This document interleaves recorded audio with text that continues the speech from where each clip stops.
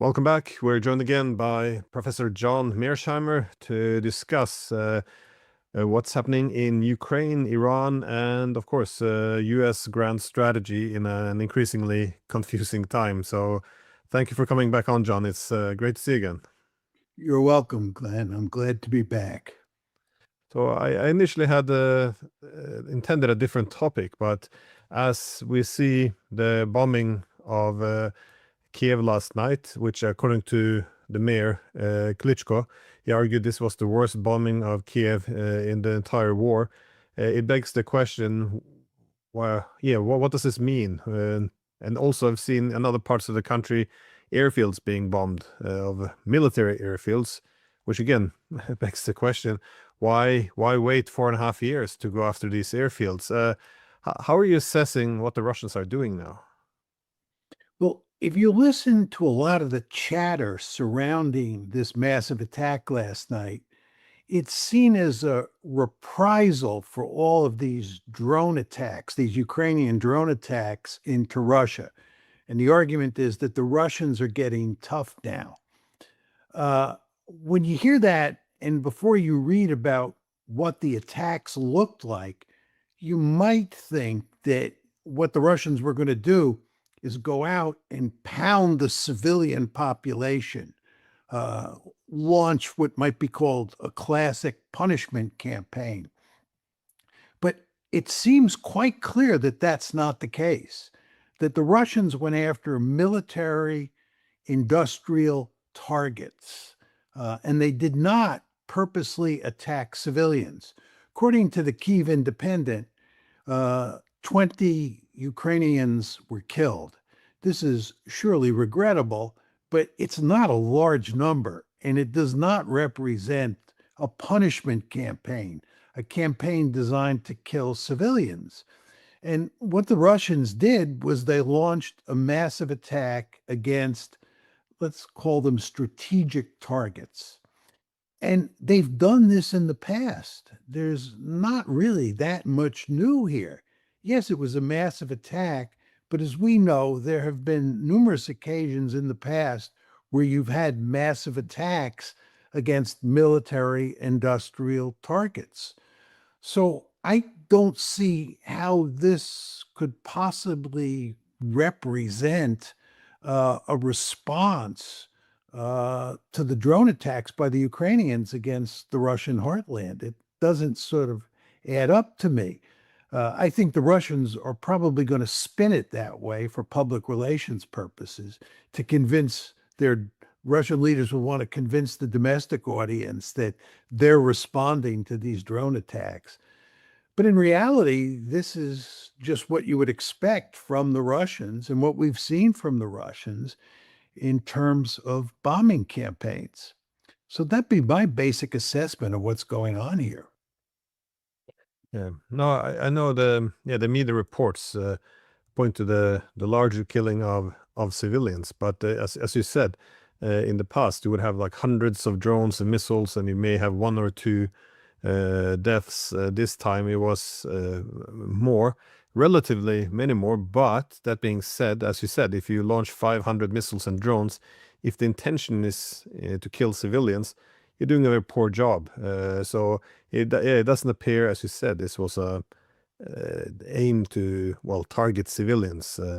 Again, doesn't mean that the 20 deaths isn't horrible, but again, I think the context is important. But how do you see? Because many assume that when a retaliation comes from Russia, that it might not be restricted to Ukraine. Again, the Russians keep pointing to European production facilities as legitimate targets or any logistics centers. But it does beg the question, how involved is NATO here actually? Because this is something that's very much, well, often disputed. Although I'm not sure if you saw the news today, you had these two Russian pranksters. They had called the advisor to the Estonian president and essentially had him go on about how they have been offering coordinates in the attacks on St. Petersburg. This is quite significant. It would indicate, well, make it very clear that NATO countries are involved in attacks on Russia. Indeed, Maria Zakharova said that this is evidence of Estonian participation in terrorist attacks on Russia. So again, how do you see this? Because this is widely contested, depending on where you get your news. But how involved do you see NATO being in these attacks? Well, there's no question that NATO is deeply involved. And I'll talk about that in a second. But I would note, if you look at the declaration that came out after the G7 meeting in France, this was on June 17th when the declaration came out after the meetings were concluded. The G7 countries said that they were going to accelerate their support for the long-range bombing campaign by Ukraine into Russia. This is really quite remarkable. They said they were going to accelerate it. And then furthermore, they said in this statement that was issued after the G7 meeting that they were going to ramp up the economic pressure on Russia. So if anybody in the Kremlin had any doubts about what the goals of the Europeans and the Americans are, they should have been dispelled as a result of what happened in France at this meeting. And by the way, it seems quite clear from what happened at this meeting that Trump was convinced that what the Ukrainians are doing is really quite impressive. And if anything, they should act more boldly. This has been widely reported in the Ukrainian press to be what Trump told Zelensky. So it looks like the United States is getting more involved these days than it has been over the past few months in putting military pressure on Ukraine. Military pressure on Russia by the Ukrainians.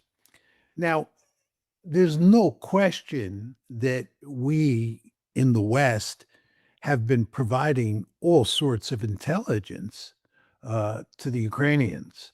And furthermore, supporting them by giving them drones and helping them develop their own drones. And I would imagine even helping them plan a number of the drone offensives that have taken place. And furthermore, as we well know, there have been all sorts of instances where Ukrainian drones flew over the Baltic states. And the Russians have not reacted to any of that. But they have made it clear that if any drones are launched from territory in the Baltic states, they will attack those launch sites.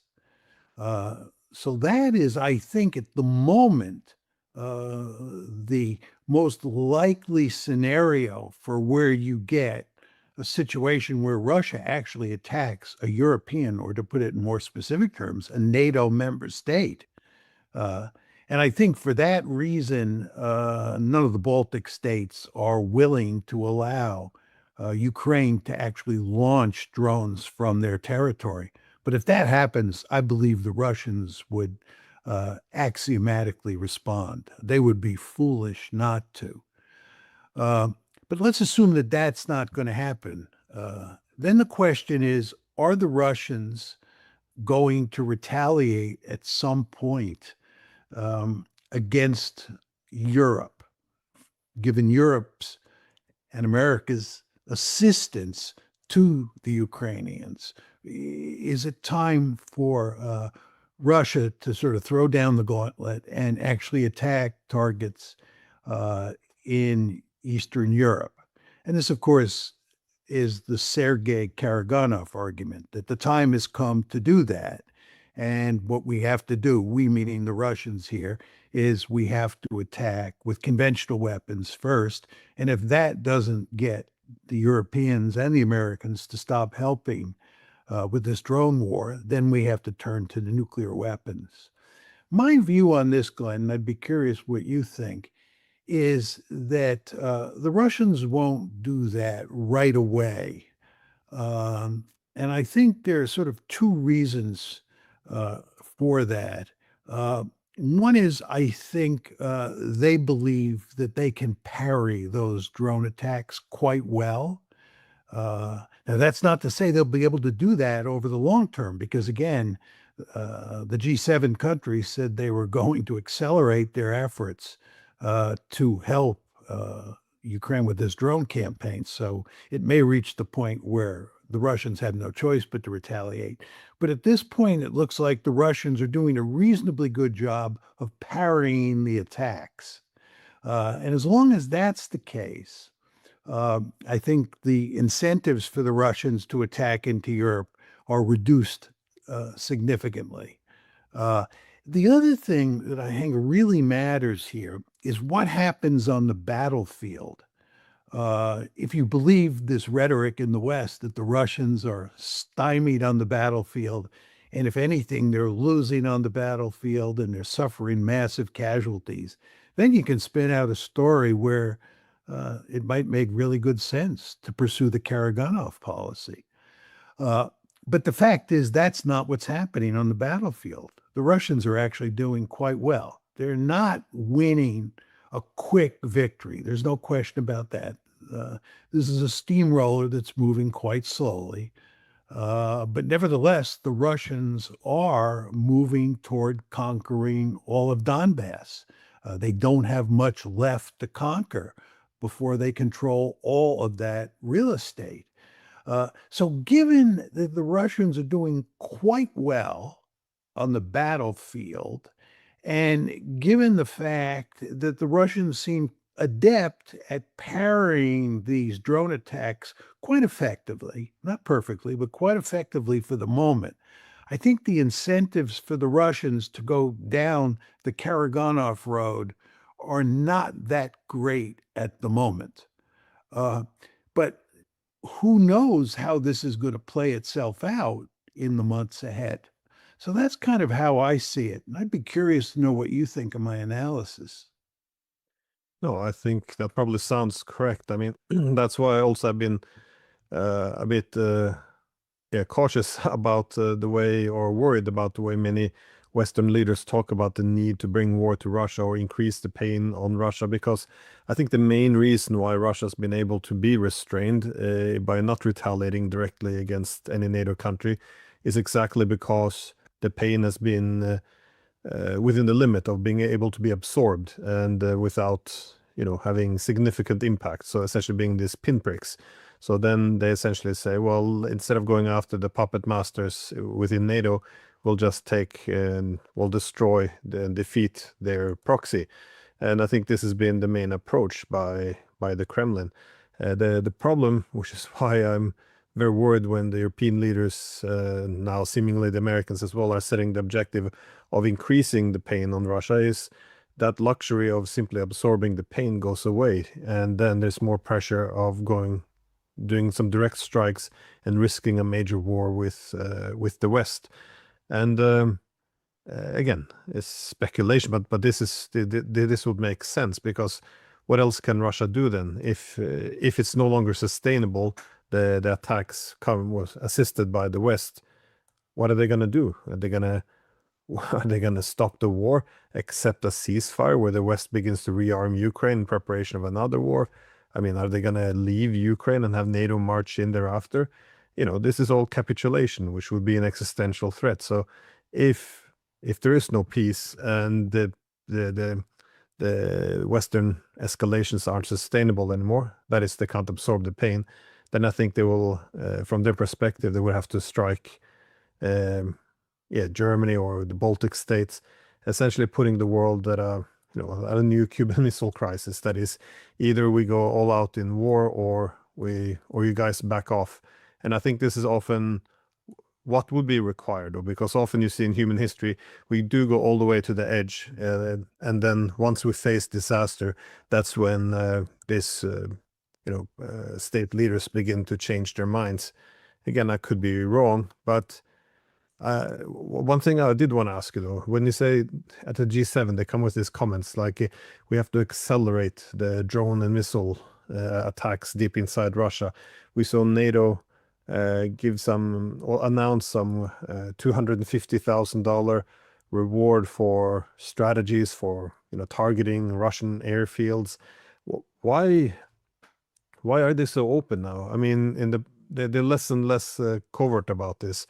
Is this to normalize it, attacks on Russia, so the public won't be fearful of retaliation? Do they want a war? Is it to keep the US inside Europe by proving to the Americans there's nothing to fear? I mean, we could bomb the Kremlin tomorrow and the Russians would be too intimidated. It's just the openness of the whole thing. It's very strange